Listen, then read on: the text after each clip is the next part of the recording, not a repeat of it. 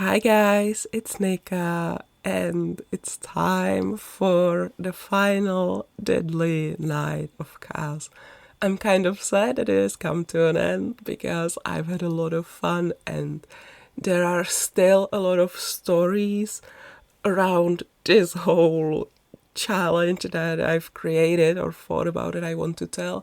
But there won't be time anymore, and I already have so many other projects and stuff going on that I will probably have to abandon this after today's video, which really sucks. But I don't know, who knows? Maybe I will pick it up later in the future again. So let's not waste any time and jump straight into it. Today's prompt is Survivor of the Horrors, and for this one I created a sim called Tessa Ward. So Tessa's traits are genius, vegetarian, loyal, bookworm, and she's a Pisces. Everyone told her it was a lost case, but Tessa never lost hope. When her husband went missing, she did all she could to find him. Many things were slowing her down, but at last, 13 nights before Halloween, she arrived in the area and started investigating. Henry was near, she could feel it.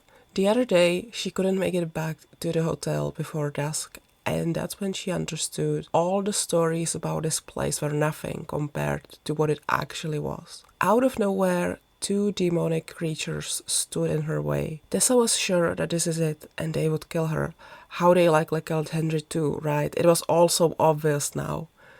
But they did not. Instead, they offered to help her. Tessa wasn't sure if she could believe them, but they were probably her best bet. The best out of all the worst options in this godforsaken place. And so she joined their little team. They promised chaos at this wicked Halloween night, and chaos was what they brought in. And they actually weren't the only ones crashing the party.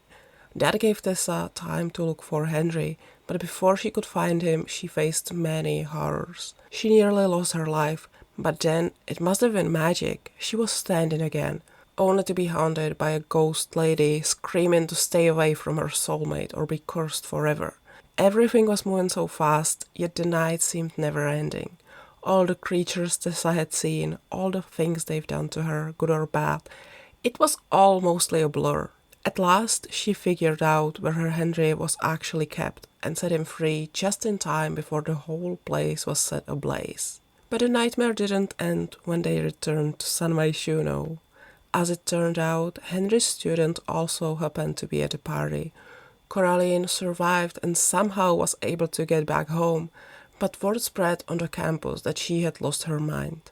Henry and Tessa decided they would see her in the hospital soon as they figure out what the hell is going on with Tessa, and why she wakes up every night craving her beloved husband's blood. Ah! It's done!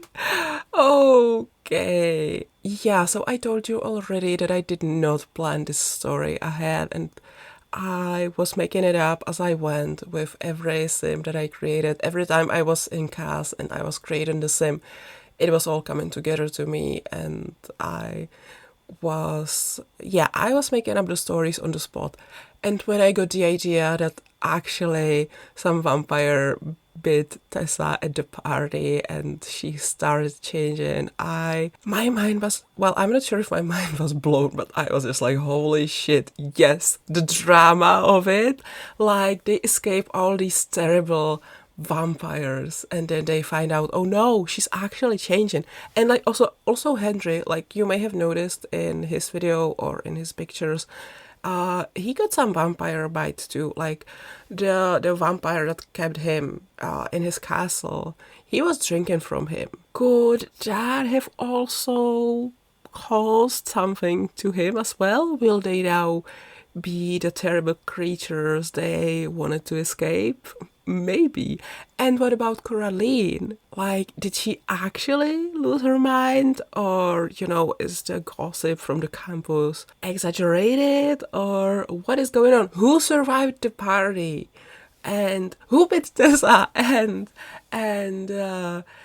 Yeah, so I have so many questions, and I kind of really want to, even for myself, not even really for you, but even for myself, I want to answer those questions, and I want to keep adding little details to this story and create some more Sims, like maybe Nancy's Maker or this vampire lord that abducted Henry and maybe some other Hestia's children. There's so many potential characters I still want to create, and I don't have time. I already am doing so much stuff, and I hate it.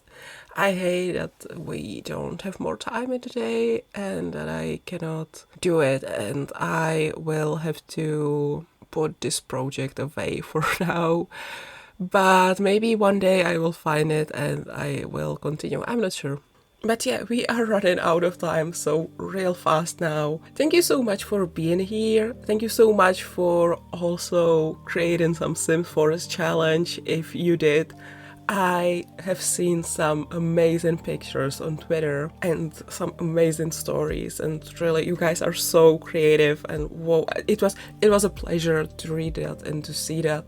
What else do I have to say? Happy Halloween to those of you who celebrate, and I will see you all next time. Once again, thank you so much for watching, and yeah, I love you guys. Bye everyone!